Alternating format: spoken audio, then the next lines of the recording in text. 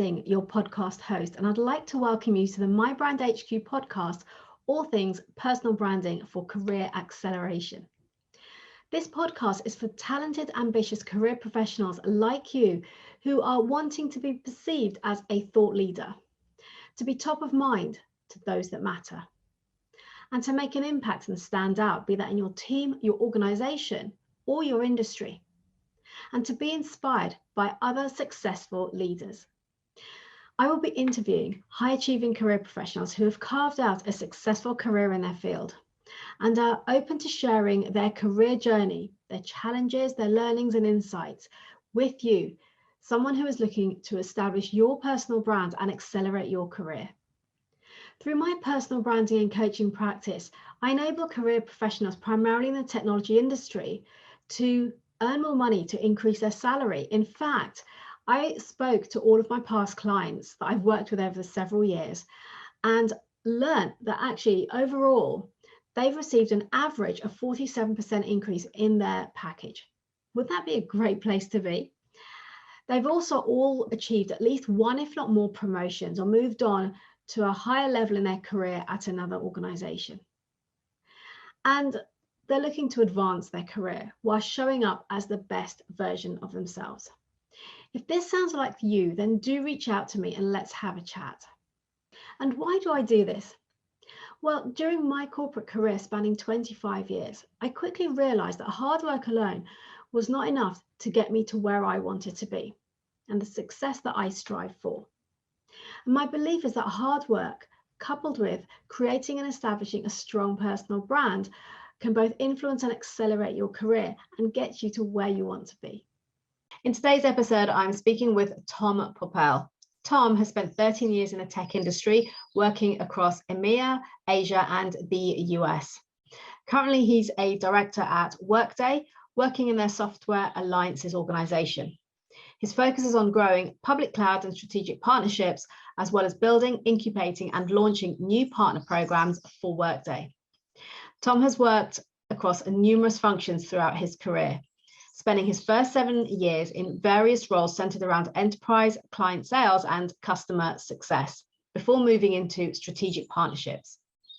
Tom believes that there are 3 core essentials to your career advancement. Number 1, building your relationships and network. Number 2, being front and center of where you want to be. And number 3, developing an understanding of what it takes to get you to where you want to go. And that no one will pick you up and take you there. It's about creating that opportunity for yourself. Tom grew up in the UK, where he obtained a degree in music from the University of Newcastle.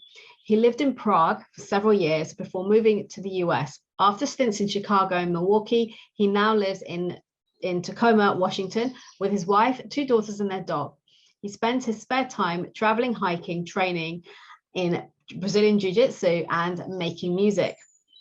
In today's episode, Tom shares with me why he advocates networking outside of your bubble and consistently building connections, how showing up as you, authentic, vulnerable, and honest, may just surprise you, why asking for what you want and demonstrating your value goes a long way, how being visible and putting himself out there elevated his career and created unexpected opportunities, his diverse experience of company culture, countries, and roles, and finally, don't always sell to the highest person in the room. So let's head over and hear what Tom has to say.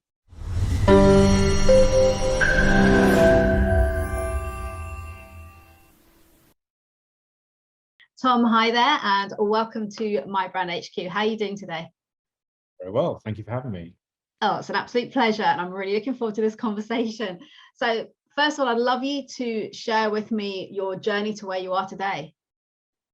Yeah, absolutely. So I kind of fell into this industry. I didn't intend to work in tech at all. I ended up boomeranging back to my parents' house when I studied music at university. Boomeranged back to my parents, decided I didn't want to work in the music industry, and I moved to Prague. And when I moved to Prague, I decided to not become an English teacher, which is kind of the expat way. And I found a sales job at this company called Jacob Fleming, and that role really was like a hard, heavy boiler room sales environment. And it was literally, you didn't even have a computer. You just had a notebook and a phone, and you just cold calling all day.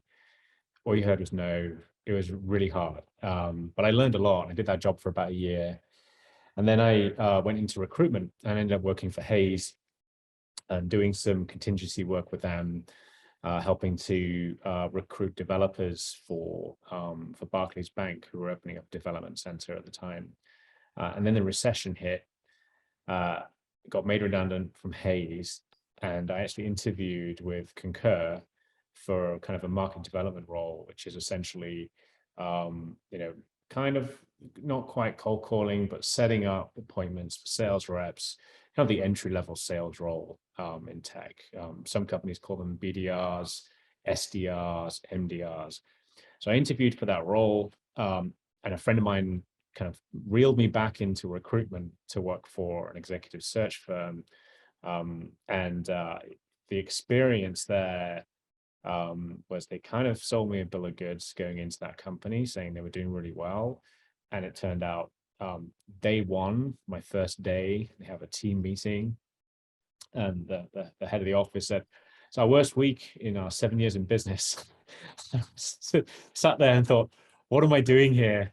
And so, I stuck it out for a few months, and the projects that we worked on, the searches we did, were all kind of dead ends. And it was really difficult because a lot of companies weren't hiring at the time. And so I called the recruiter, Concur, and I said, what have you got? Like, we stayed in touch. Prague is a very small community. Everybody knows everybody. And he said, I've got this account manager role, a couple of guys out the UK looking for someone. Do you want it? Do you want to interview for it? So I said, sure. Interviewed for it, met the hiring manager, met the sales guy who I'd be kind of working with.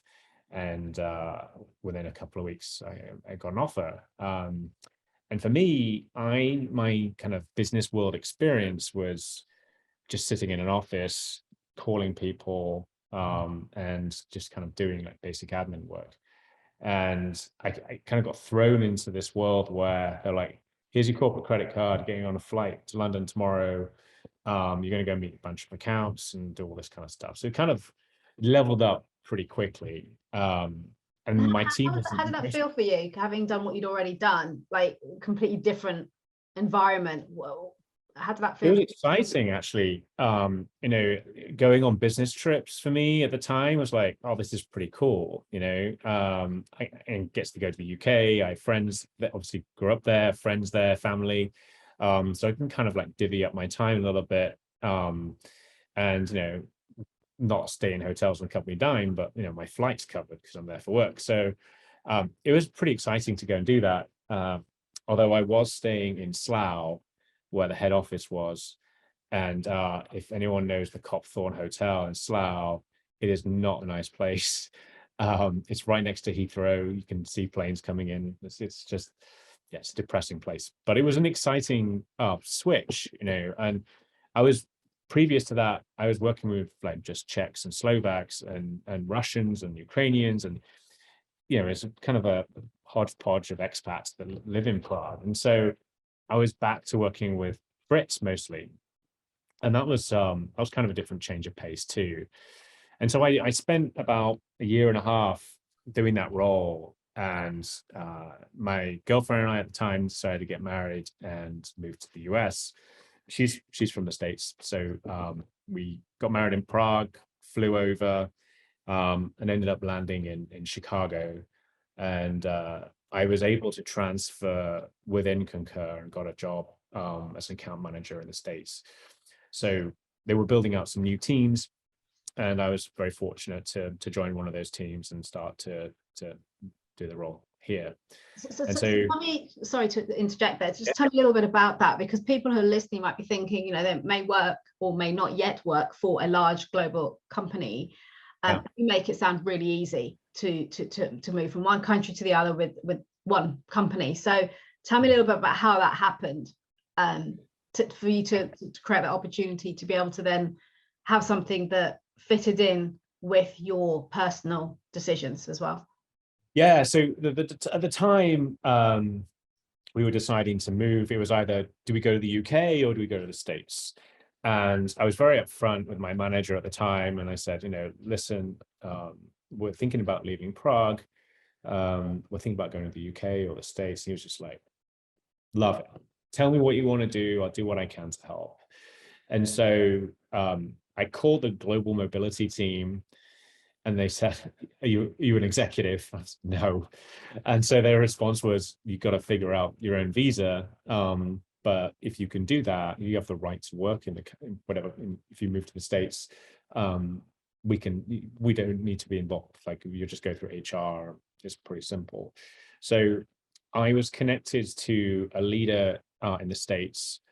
And I was working with a couple of account managers here already. So I knew a few people. So I called them and just was like, tell me about the job. Like, I didn't know anything about salaries. Like, I didn't know what to ask for. The money that I was earning in Prague is like pittance compared to what you make in the States. And so I was really trying to get in front of people and trying to, get their advice, talk to hiring managers. And my manager used to work for the lady who was running the team. And so he put in a good word for me. And his boss also put in a good word for me as well, with our chief operating officer at the time, because back in those days at Concur, the chief operating officer signed off on every single hire within the company. And so they really helped me to kind of get there. Obviously, I had to go through the interview process, and I had to do a presentation, show my results. Like, it wasn't just gifted to me. I had to work for it. And I was very lucky to get in a position and move here. And once I got here, what I learned in the UK and in Europe, and it transferred very well. We were building up new teams, hiring new people. So I was helping to onboard people and helping to build out some new processes around kind of like doing a business review with an account, for example.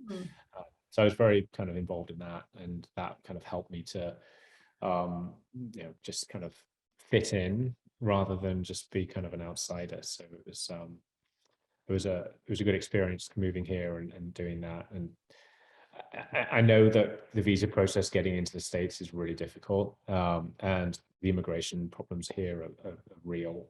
But I was very fortunate to do everything overseas, not in the States, which is, if anybody is looking to move here and they have a spouse or partner and you're overseas, do it at your local embassy. Don't move to the States and do it, because your local embassy probably has nothing to do, and they will get your paperwork done within weeks rather than months. And so that's what happened with me. My visa was done within a couple of weeks.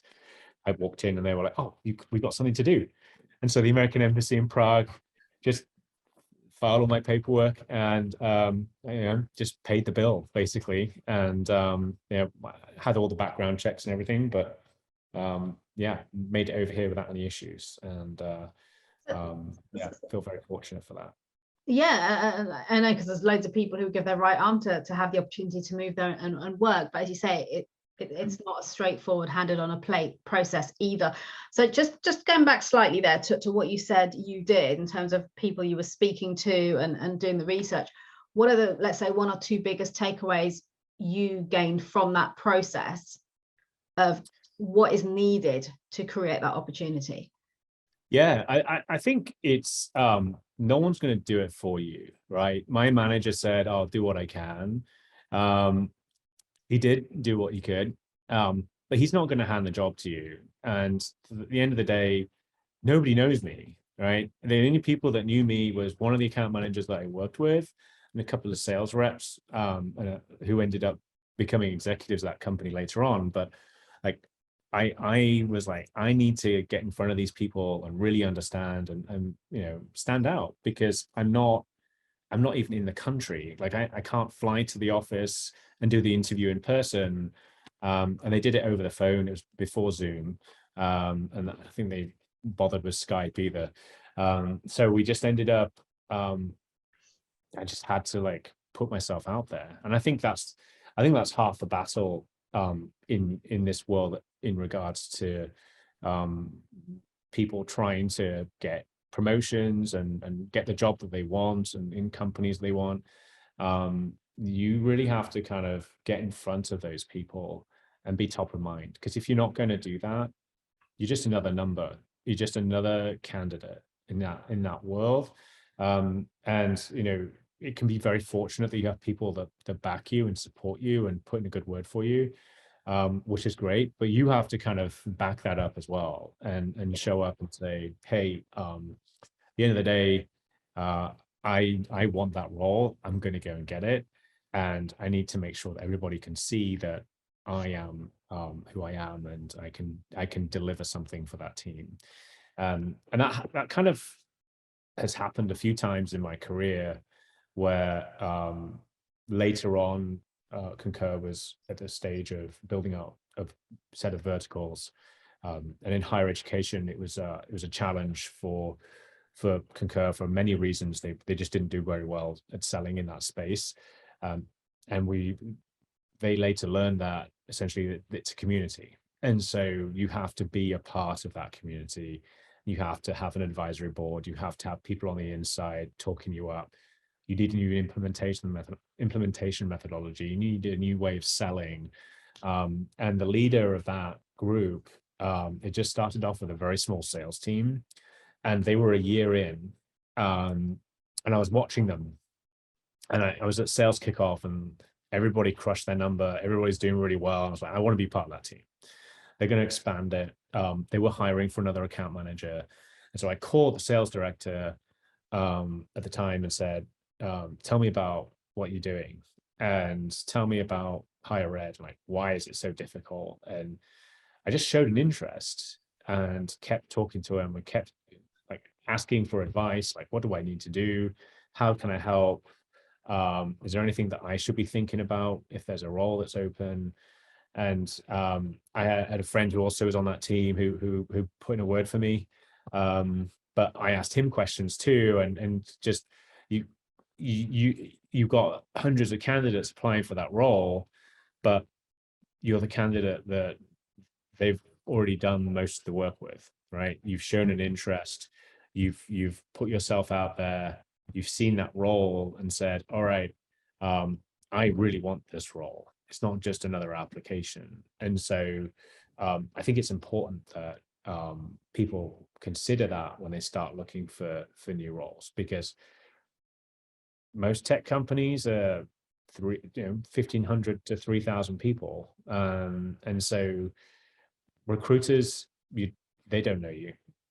They'll screen you, they'll put you forward, that's it. And then leaders, if they don't know who you are, or people aren't putting in a word for you or whatever, it can be daunting for them as well. So I think it's important that you build your brand around being top of mind. And if you're not going to do that, I think you find it very difficult to kind of move up in certain respects. So yeah. So thank you for sharing all of that, first of all. And secondly, you're a walking example of everything that I talk about in terms of, you just wrapped up there with personal brand. I just wanted to recap on some of that, because I spend a lot of my time talking about these things and the importance of visibility in the workplace, the importance of both cultivating and nurturing your relationships, and putting yourself out there. That's a huge one. You can't assume that everyone knows what you do and how good you are and the results that you're delivering, because you think any manager has so much on their plate already, as well as thinking about their team. Most people want an easy life when it comes to hiring somebody. So it's going to be who's top of mind. As you said, it's who's top of mind, right? And if that person demonstrates their enthusiasm, they're committed, they're interested, it's an easy sell, right? And it's an easy win for both sides. And I think these are all things not to be brushed under the carpet, not to be overlooked. As you say, there are many people who feel, well, actually, when I started my career, that's what I believed. It's like, I work really hard, I will get promoted. And actually, when my manager pointed out to me, that's not quite how it works, I needed to change that. And you know, if you're someone who's happy where you are and you're not looking to move, that's fine. You keep your head down and you work hard. But actually, if you want to elevate your career, you want to move up, you want to get exposure, try new things, move across countries, different teams. You've already talked about the diverse roles that you've had. And, you know, I think that's fantastic. I think the diversity of that experience is so, you know, it's exciting, and it gives you constant growth and constant transferable skills to build upon. So yeah, the fact that you said it there, none of this is handed to you on a plate. People from the outside can often look in and think, oh yeah, it's okay for him, you know, he just pulled a few strings and he got there. But actually you just mapped it out, and it wasn't that at all. You've got to be able to what was it, back it up, you know, back it up on what you've delivered, what value are you bringing. And as you say, you're not, you know, we're all just a number, whether we like it or not, particularly in the bigger organizations. I'm just going to do a plug for my TEDx, because that's exactly what it's about, being another number in an organization. But you know, that's what we are ultimately, and we want to be top of mind for those hiring managers, those decision makers, because when they're ready to hire, when they think about succession planning, you want it to be easy for them. And you know, I've spoken to people where they've assumed that their manager knows what they want next. And then it's like, well, why didn't you speak to me about that? Not even their own manager, but someone else in the business. But obviously that's what I wanted to do. Well, no, it isn't obvious, because we all have our own personal goals. We may not want to be moving up. You know, someone actually said a situation they've been in, they had just started a family, and therefore the manager assumed that although he thought she'd be a perfect fit, she wouldn't want that additional responsibility right now. Well, actually she was like, yeah, well, I do, but she didn't communicate that. So she didn't know. So never assume that people know. You've got to speak up, as you said, you've got to show up and speak up about what it is that you want, and put yourself out there. And yes, it's hard, but actually it's so important. Yeah, and I think some people, I see it all the time. You get kind of like the serial people that will pick up the phone anytime a job's posted, and they kind of like, how did you get this job? I'm like, you need to talk to these people, and they don't do it. And then they get complacent, and they're like, oh, I hit all my numbers and I did all these cool things. And I said, they don't know that. And they haven't had a conversation with you. You haven't made it easy for them. And then they give up. And then they come back around again in 6 months' time, and they ask you the same questions. You're like, did you do any of that work? Did you try? And they're like, oh, I'm just too busy. I'm like, well, you didn't prioritize it, right? And so I think some people struggle with that. I had a similar situation when my daughter was born. I had an opportunity to move to another company, and I put it off. And I told them, I said, you know, I'm in the depths of being a new dad and dealing with all that stuff, and so I just don't feel comfortable moving. And I didn't regret making that decision, because I think, you know, you've got your whole life. But I wouldn't say my job was easy, but it was comfortable in a situation where I was like, I'm not starting a new company, I'm not starting a new job, I'm not putting undue pressure on myself at the time. And so I was very clear about that. And yeah, like you said, I think communication is important. If you're not going to be telling people where you want to be or where you want to go, they're just going to assume you're going to be happy where you are.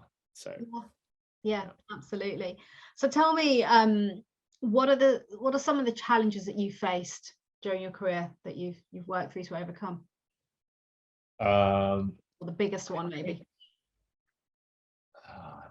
I think it's tough, because there's challenges every day. I think one of the biggest challenges was deciding to stay in a company after it was acquired. So I was in Concur, and it was, at the time, it was like, you know, us versus the world, with really great culture.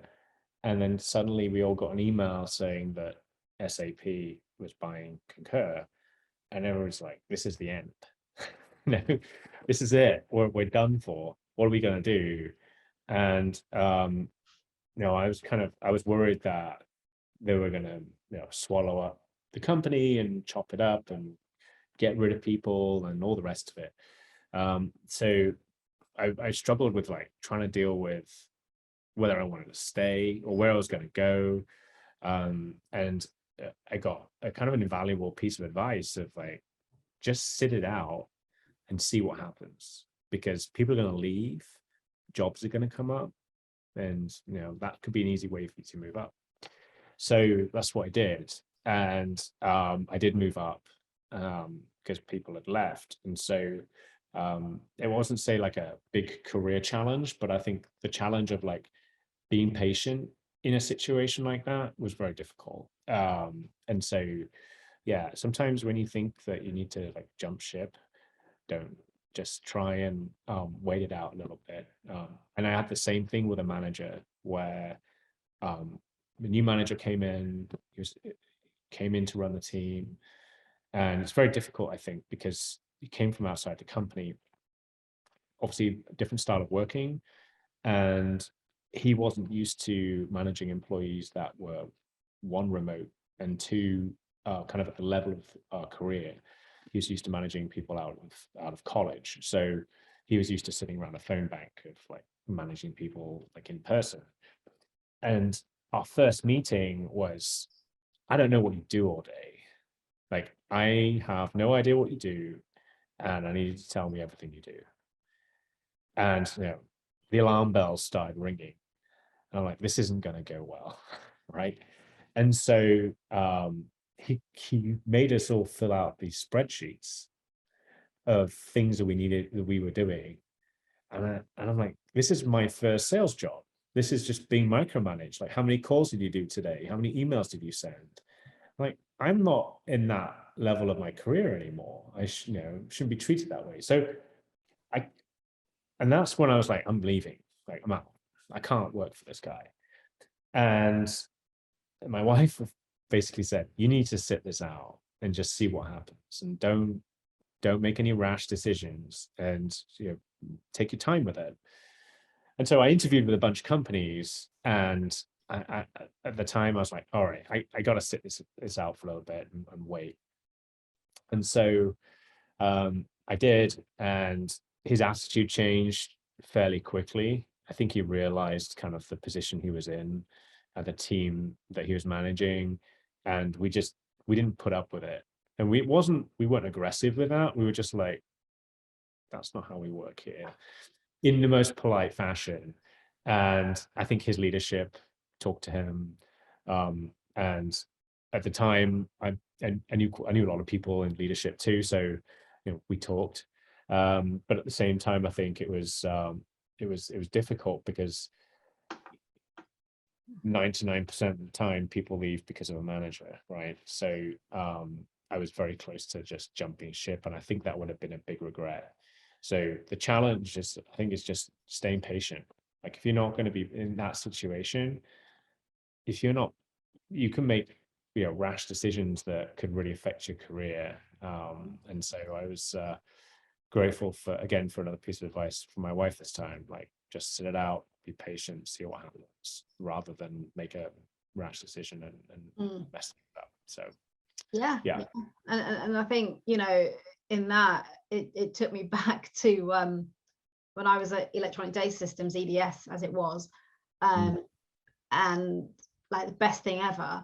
And then we got the announcement that Hewlett Packard were taking us on, and it's just like, oh, what do you do? And loads of people left.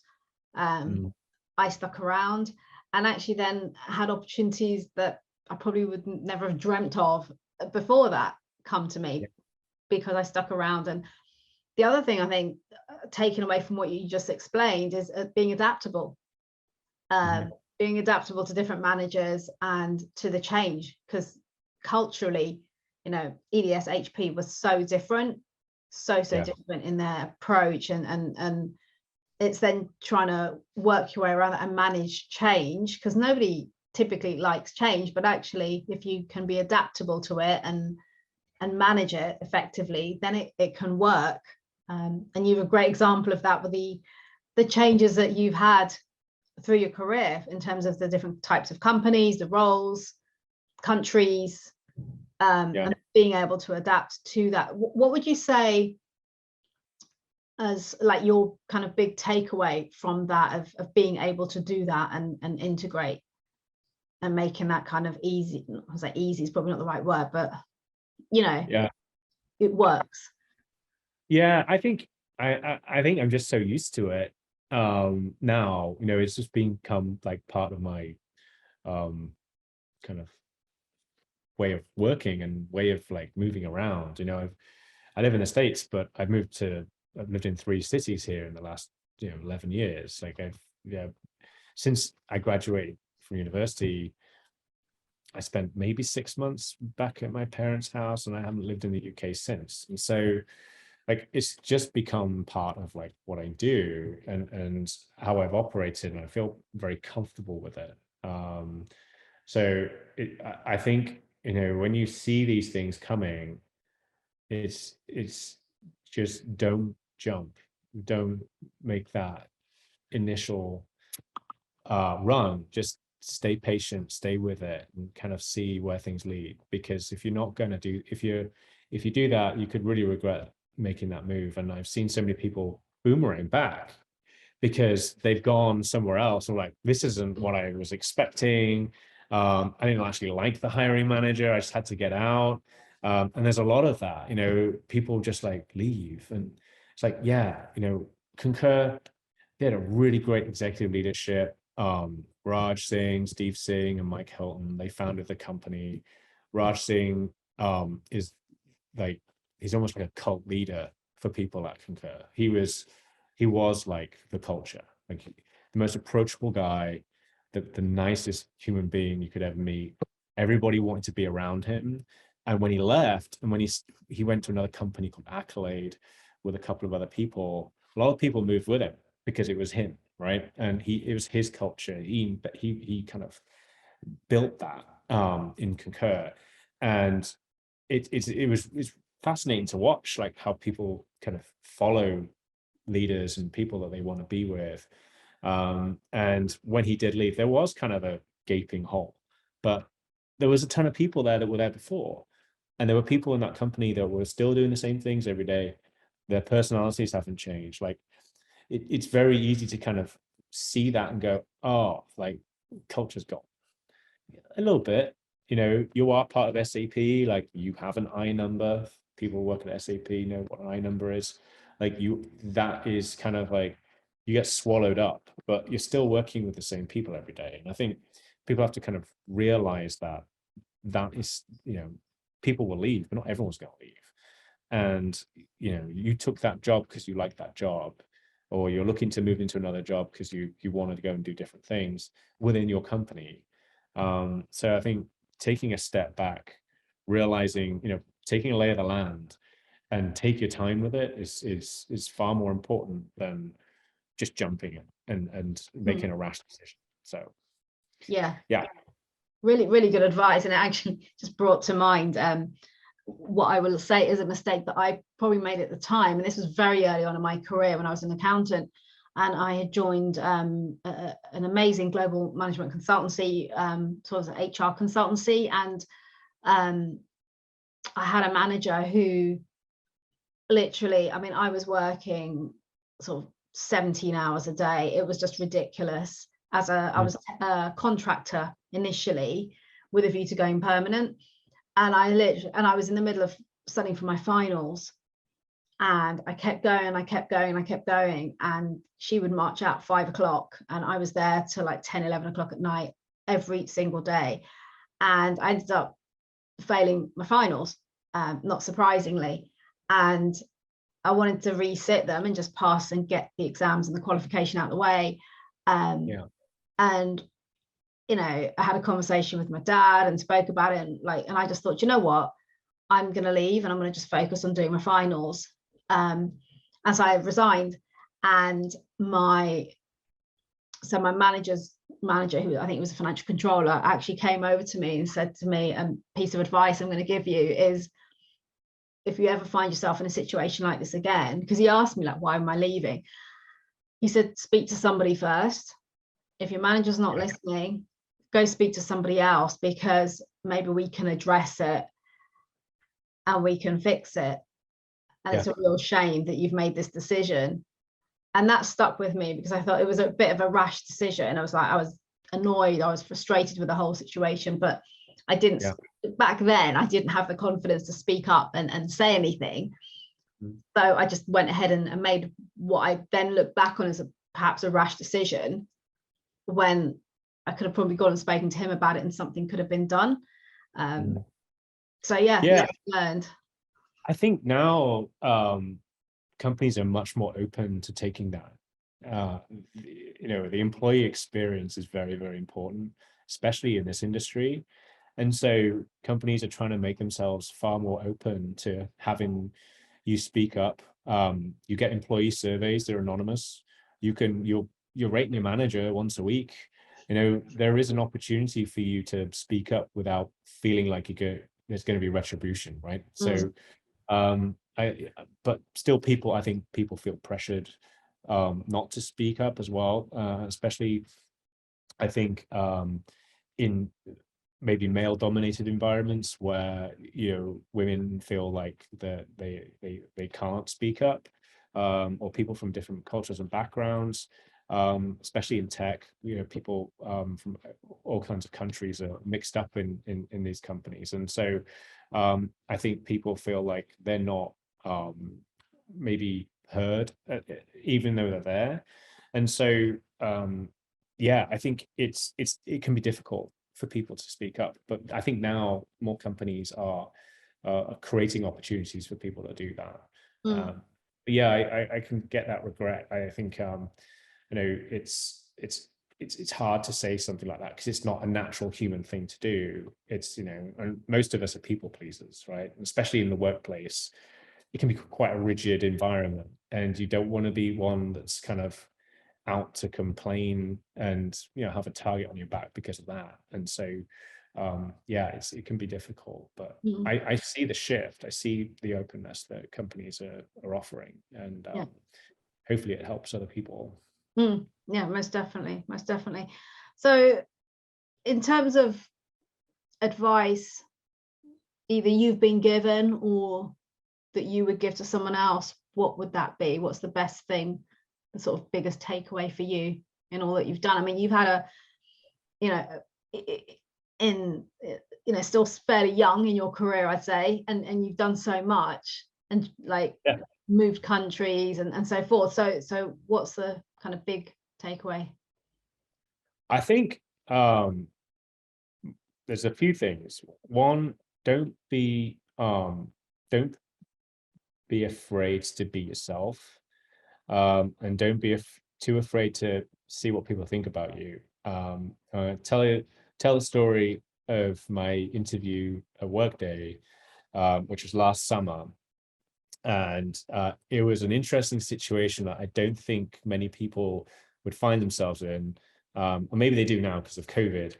But I had a Zoom interview scheduled with the head of partnerships, the person who's now my VP, and another senior director in the team. And I have at the time, 6-month-old, a 2-year-old, and daycare was closed because of COVID.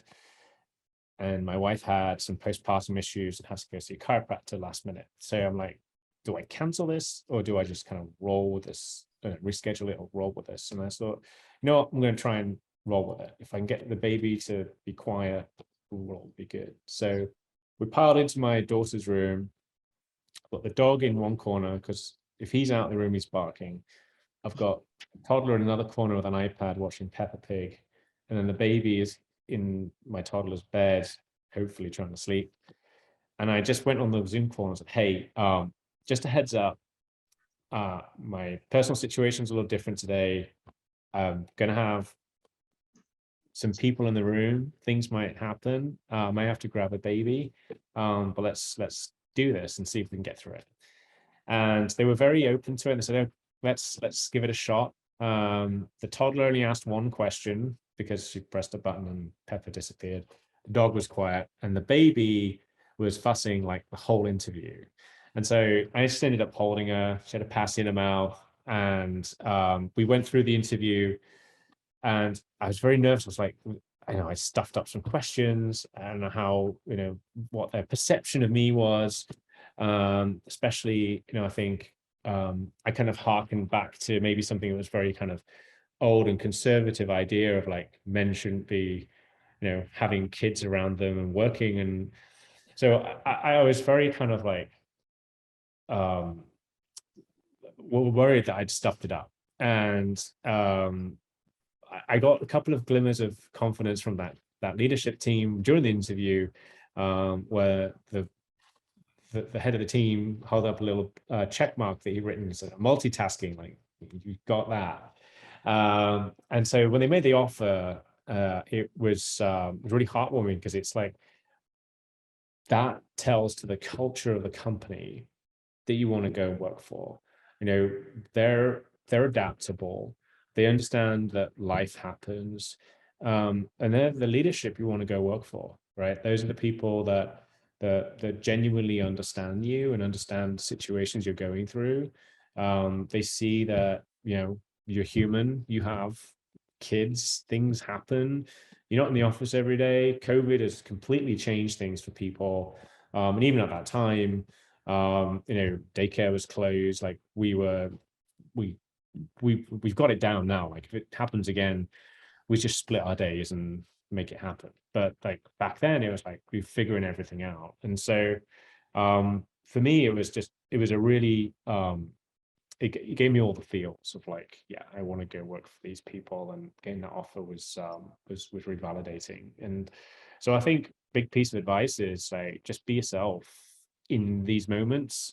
People will, people will surprise you. Like they will take you on for that, because they're not stiff people at the end of the day. You might see a title in a company like senior vice president or executive vice president or CEO.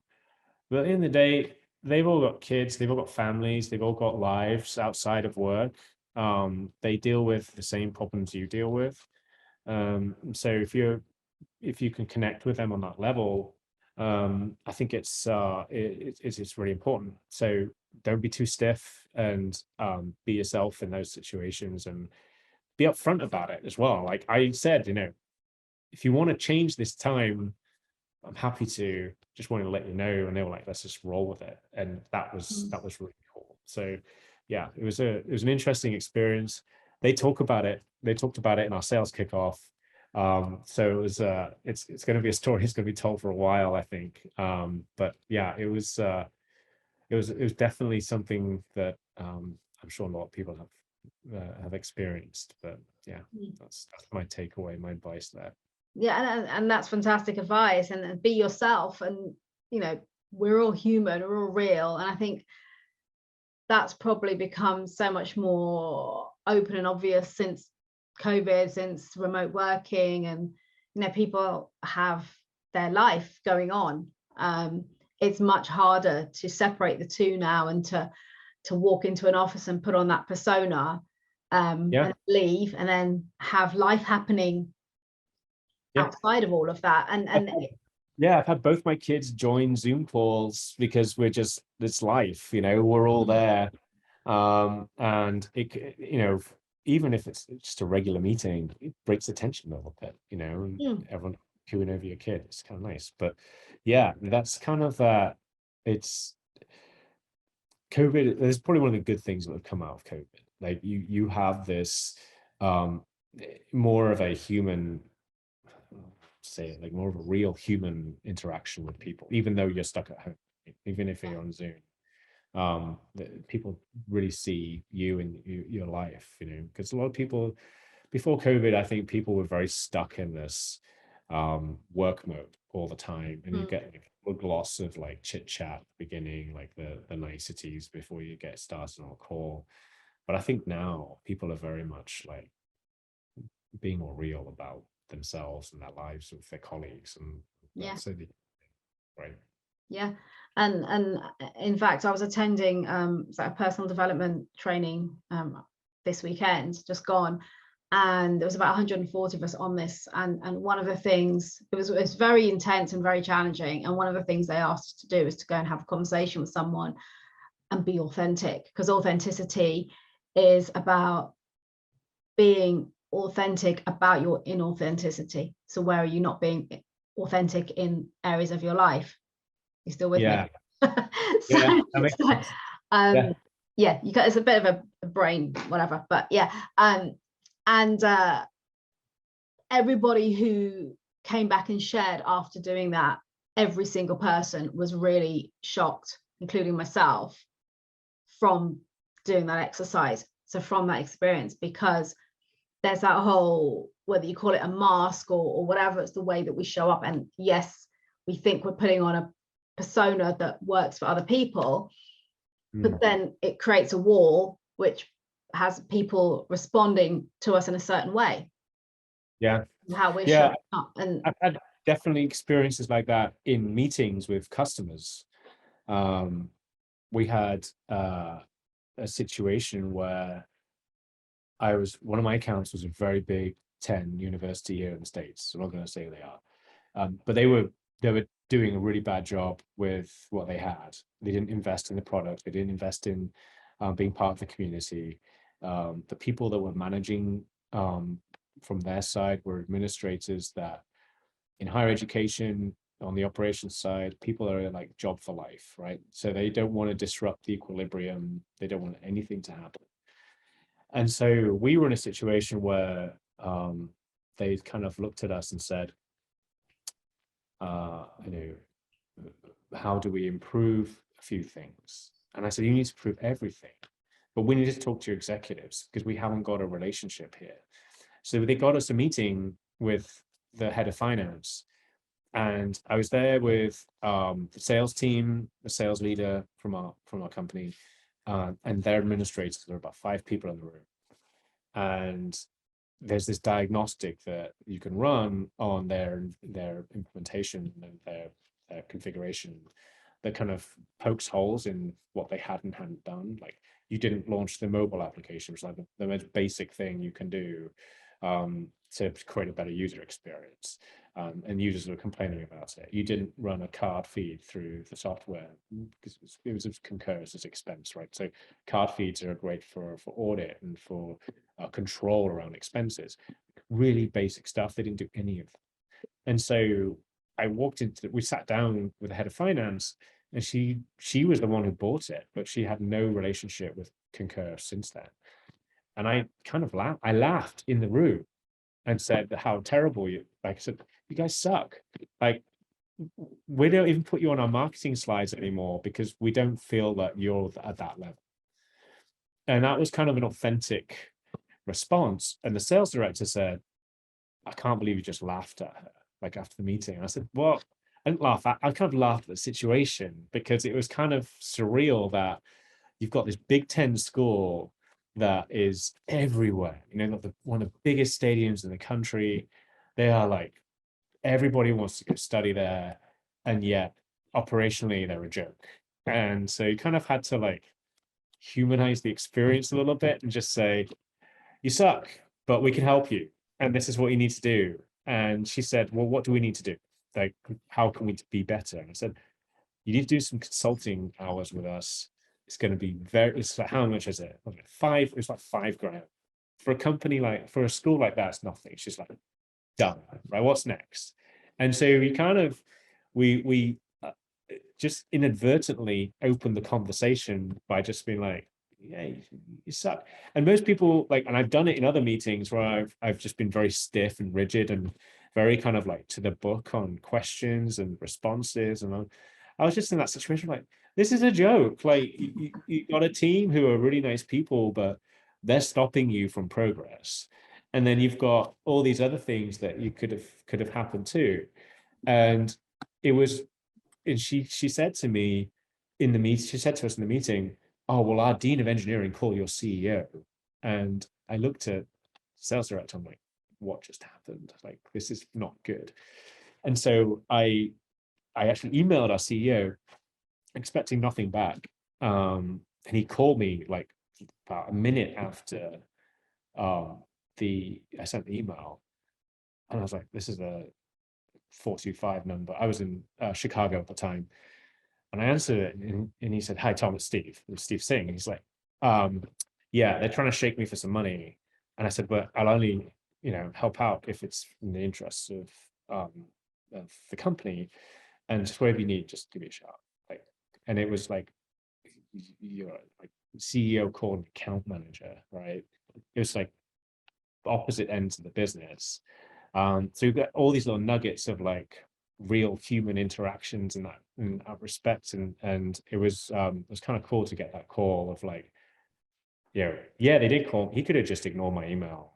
Oh, he could have just responded with, "Yeah, they did. Don't worry about it." But he actually picked up the phone and said, "Hey, yeah, they did call me. I did talk to them. I did talk to them about some of their issues, and the people that work in the university, they hate it. They want to improve it, and they're just trying to shake me for some money." And I said, "Oh, I'd love to help out and donate, but you also got to help me out." So it was an interesting experience, and one I've not had since. But that was those types of little nuggets stick with you when you get into a situation where you just have to you kind of have to be yourself and say, "This is ridiculous." Like you have to look at this from just a normal perspective, not kind of like corporate work mode, right? Just you can turn it off every now and then, and sometimes it opens up the conversation. So you have to think about, don't do it every time, like otherwise you kind of be seen as a bit of a joker. But there are situations that call for that, where you're just like, "What? Really? Are you guys this terrible?" Like, it was a put down, but it was also like, we want to help. Like, this isn't just, and this is not as a sales pitch. This is, you're struggling, and so yeah, it was definitely an experience to to learn from, for sure. And I think also, that's what a trusted partnership is, isn't it? It's having that honesty to be able to speak openly about what's working, what isn't working, and help. Yeah, I had my first meeting, my first ever meeting with Concur. I went to see a company, and they were part of UHG, which is a massive insurance company here in the States. And they were like one of their arms that they acquired, and they were going through some kind of implementation, an upgrade of the software. And I walked into the meeting, and I'm just like suit tie, my first ever meeting for Concur. And the sales guy I was with, he was very seasoned, like he had a lot of experience. And the head of like their delivery, their service centers was there from the States. And they just went on this massive rant, just complaining to us about everything that was going wrong. And she just rocked up with, I have your CEO's number. I can give him a call. Like, there was like that threat. And you're just like, "Oh, this is just like the worst experience." And the sales guy called her bluff and said, "Yeah, give him a call. Like, maybe it'll help. We're trying to help you too." And that changed the conversation. And so him just be like, "Yeah, all right, give him a call. Like, I don't care." But that kind of threat to some people will be like, "Oh, no, like, we really got to make something happen here." But at the end of the day, their expectations weren't set correctly. Things weren't going well, just in general. It was a mess.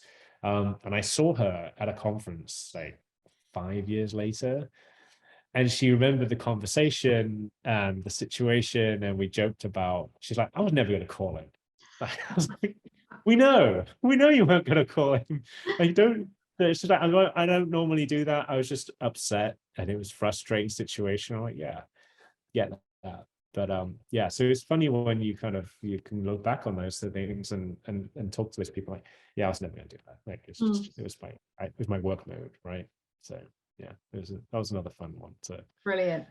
Thank you for sharing that. I love it. And so I guess something that's come out of this conversation throughout for me, and I'd like to share a bit more about it, is relationships. So tell me about that in terms of the impact of relationships when it comes to your career, and whether it's about progressing or just getting on and being able to do a good job, the networking aspect.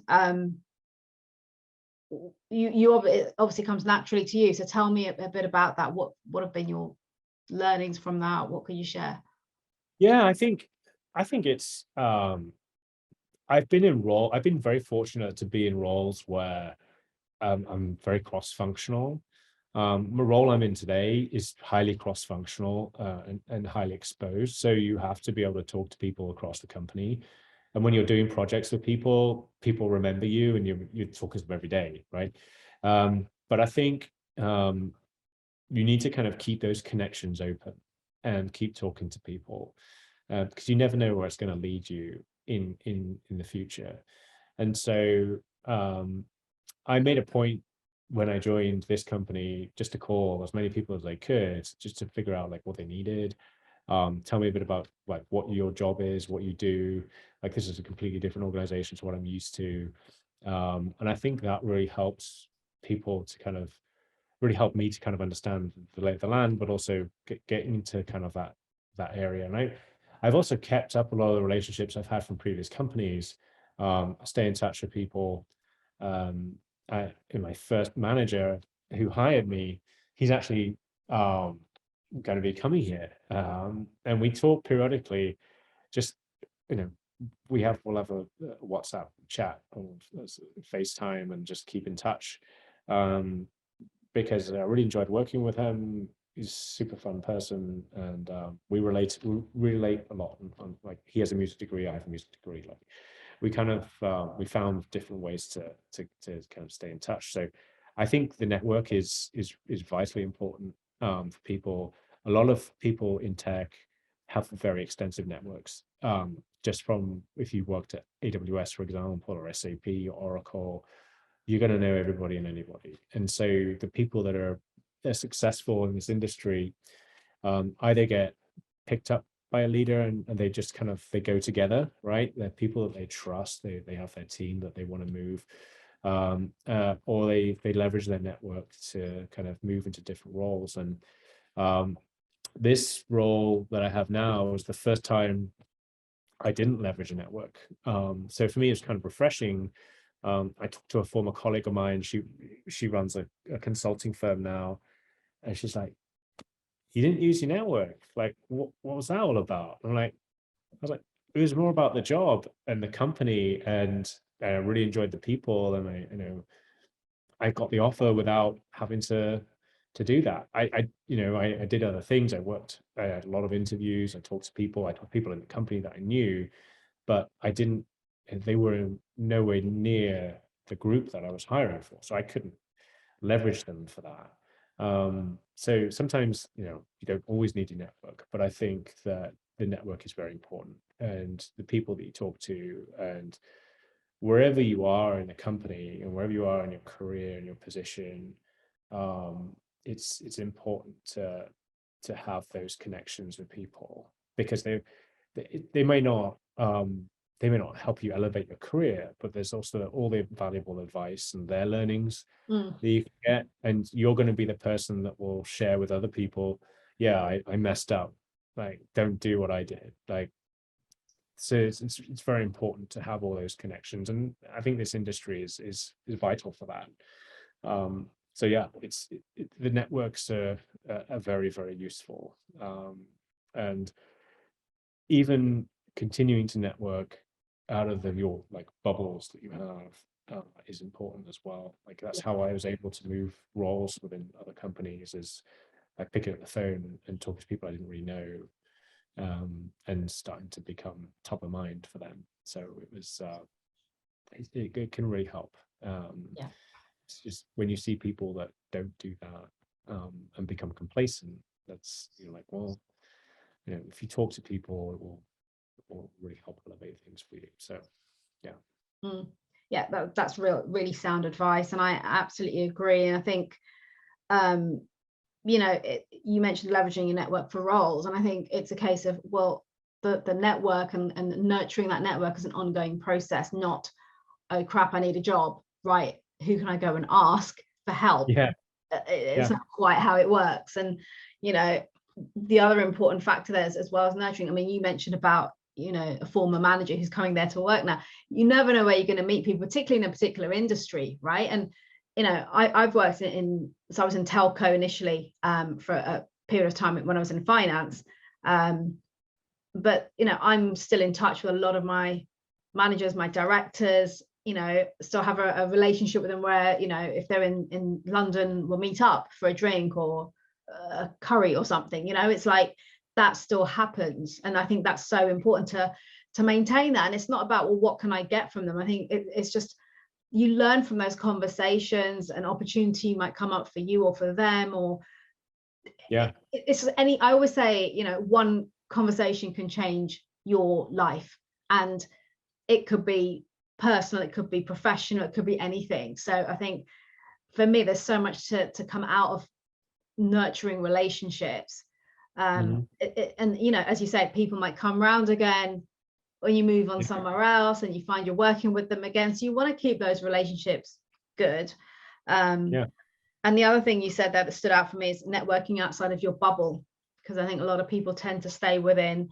I used to see it at work, people would only talk to the people in their team. So if it was finance or HR or whatever, and you're like for me, it's like, I want to know what you do and what your team does and what's going on, because I sit with my team all day, and all night working. So actually what's going on with the rest of the business, and that's where you learn about the company. You then, I had a friend of mine recently had interviewed with a couple of people in an organization, and so one of them she was interviewed by is pretty much was at a level she's at or was going in at, and the other person was senior, and unfortunately she wasn't successful. However, she then said to me, well, I've connected with the senior person on LinkedIn, but I don't think I'll bother with this person. And I said, and that person she really got on with, and I said, well, that person could be a hiring manager in a future role.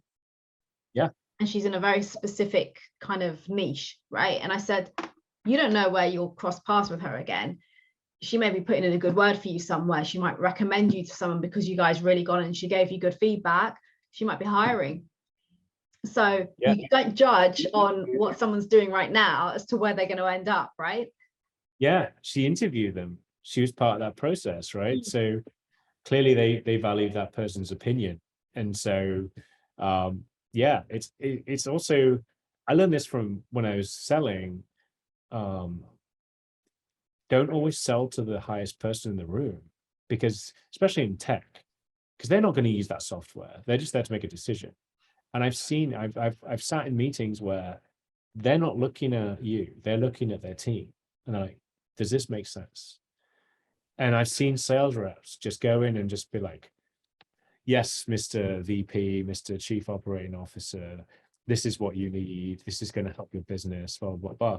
But they're not talking to the team that's going to be running it and using it every day. And they're not building those relationships because they don't see them as valuable. But they're invaluable because at the end of the day, that leader is going to go to that team and say, what do you think? And they're like, I hate the sales guy. He didn't even talk to me. Yeah. No, right.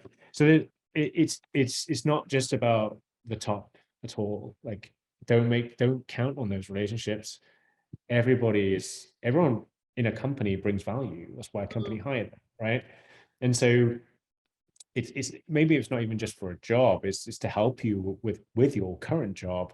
The network is also helpful. Like, I've got people that I've made relationships with already in this company that I know are going to help me in the future on future projects and things that I'm going to be doing that I didn't even know existed, right? So I'm going to obviously continue to stay in touch with them and work with them, and if I'm in the office, go for lunch, like and continue to make those relationships. And it's really easy to stay in your clique. It's like a school thing, right? It's very easy to kind of be that one group of people. And, I think we're very tribal by nature as humans, right? It's one football team, it's one rugby team, it's one, whatever group you're in, right? And that's really helpful. Like, I think personally, I think that can get you so far. But if you kind of expand beyond that can really help. Like, I wasn't in one group, even at school. I played on the rugby team, but I was also in a band. Like, and then there was other things like I just kind of didn't like sit in one single group at that time. So I didn't have like a lot of, I had a couple of like 2 or 3 close friends, but I wasn't in like a group of like 4 or 5 friends or 10 friends. There were like groups of like 10 people that would always hang out and do things. I just kind of like floated a little bit. And I think that kind of has always been how I live my life, was like kind of float amongst groups. And yeah, and I think even in, getting, helping people is also part of it. Like, I like to help people. I like to help elevate people in their roles. I like to give advice where I can. And being part of other people's network is helpful for that too. So yeah, most definitely. Tom, thank you so much for speaking with me today. This has been a phenomenal conversation in terms of everything that we've covered. I think there's so much more that we can keep going for another hour, but we can maybe look at doing that another time. So thank you so much for today. Yeah, thank you. Thank you for having me. It's been a great time.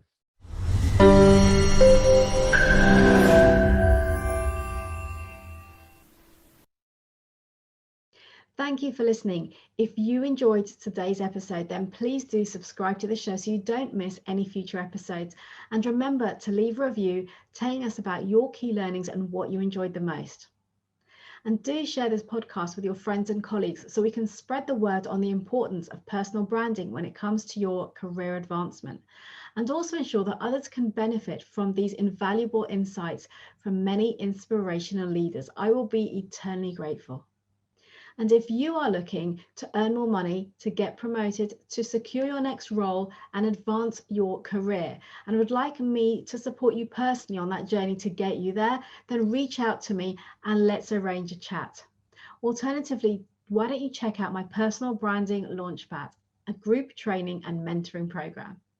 Finally, if you'd like to connect with me directly, then do reach out and direct message me on LinkedIn. You can find the link as well as any other resources mentioned in the show notes. I'll see you next time.